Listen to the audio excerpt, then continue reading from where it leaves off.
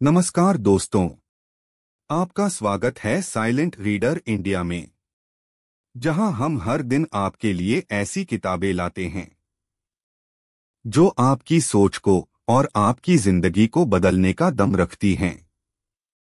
आज मैं बात करूंगा एक ऐसी किताब की जो आपको याद दिलाएगी कि सफल होना आपका जन्मसिद्ध अधिकार है।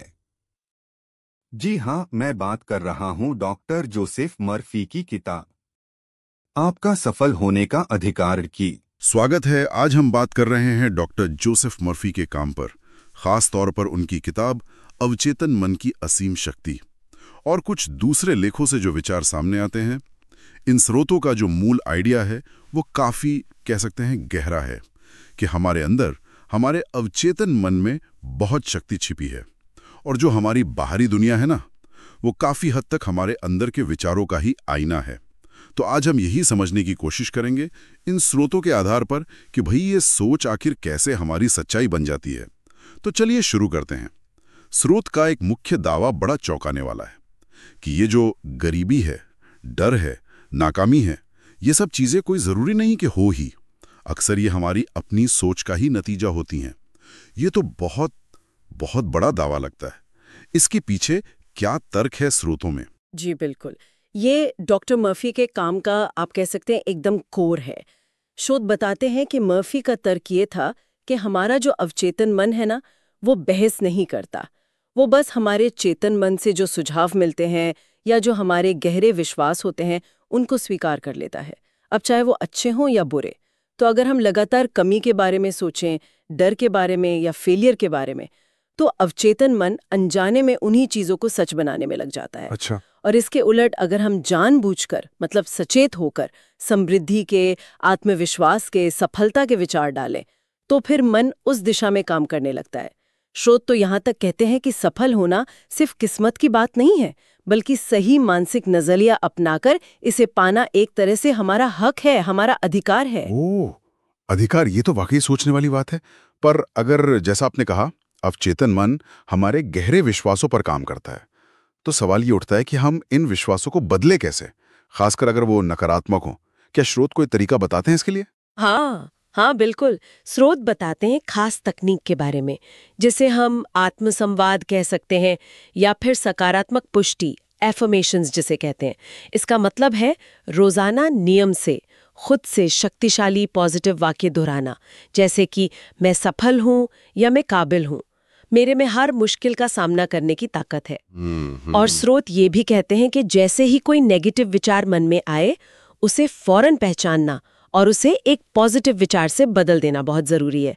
मान लीजिए मन में आया मैं ये नहीं कर सकता, तो उसे तुरंत बदलकर ये कहना कि मैं सीख रहा हूं और मैं बिल्कुल सफल हो सकता हूं, या फिर हर चुनौती मुझे और मजबूत बनाती है। लेकिन ये सिर्फ खुद को तसल्ली देना नहीं है, मतलब ये काम क्यों करता है? नहीं, स्रोत के हिसाब से ये सिर्फ तसल्ली नहीं है।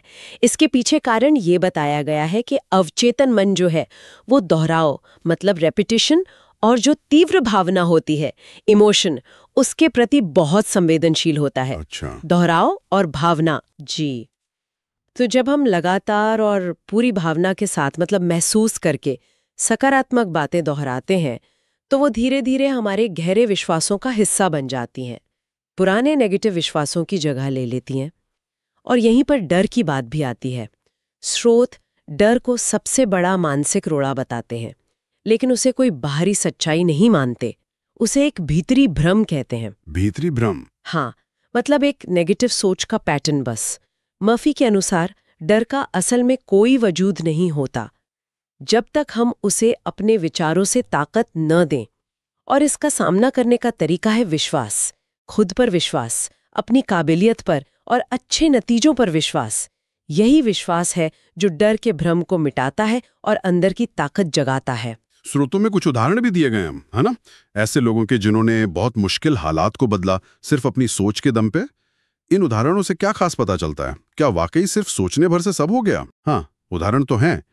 और ये उदाहरण इसी बात पे जोर देते हैं कि हमारी जो मानसिक स्थिति है वो बाहरी हालात पर हावी हो सकती है। लेकिन हाँ, ये जरूर है कि स्रोत ये नहीं कहते कि बस सोचते रहो और कुछ करो मत। हाँ, कर्म तो जरूरी है, बिल्कुल। लेकिन सोच उस कर्म की दिशा तय करती है, उसकी क्वालिटी तय करती है। अगर सोच ही नेगेटिव है तो कोशिशें भी शायद अधूरी होंगी या गलत दिशा में होंगी। हाँ। जबकि पॉजिटिव सोच, विश्वास से भरी सोच, वो सही मौके पहचानने में मदद करती है, सही दिशा में मेहनत करने की प्रेरणा देती है। तो उन उदाहरणों का सार यही है कि सोच पहला और सबसे जरूरी कदम है जो फिर सही कर्म करवाता है। अगर हम पूरी बात को समेटें तो मेन संदेश ये है कि हमारे अंदर एक ताकत है अपने विचारों और विश्वासों को सचेत रूप से चुनने की, उन्हें दिशा देने की, और इस तरह हम अपने जीवन को बदल सकते हैं। अवचेतन मन एक उपजाऊ जमीन की तरह है, हम उसमें जो बीज बोएंगे वही फसल उगेगी। तो आज हमने डॉक्टर जोसेफ मर्फी पर आधारित इन स्रोतों से ये समझा कि हमारा मन, खासकर हमारा अवचेतन मन, हमारी दुनिया को बनाने में कितनी अहम भूमिका निभा सकता है। सकारात्मक सोच, विश्वास, डर पर काबू पाना, ये सिर्फ अच्छी बातें नहीं हैं, बल्कि शायद शक्तिशाली औजार हैं। बिल्कुल सही कहा। और ये चर्चा हमें एक गहरे सवाल पर लाके छोड़ती है। अगर हमारी सोच ही हमारी हकीकत को इतना ज्यादा प्रभावित करती है, तो हम रोज अनजाने में अपनी किन मान्यताओं और विचारों से अपनी ही बनाई हुई सीमाओं में जी रहे हैं। इस पर सोचना वाकई जरूरी हो सकता है।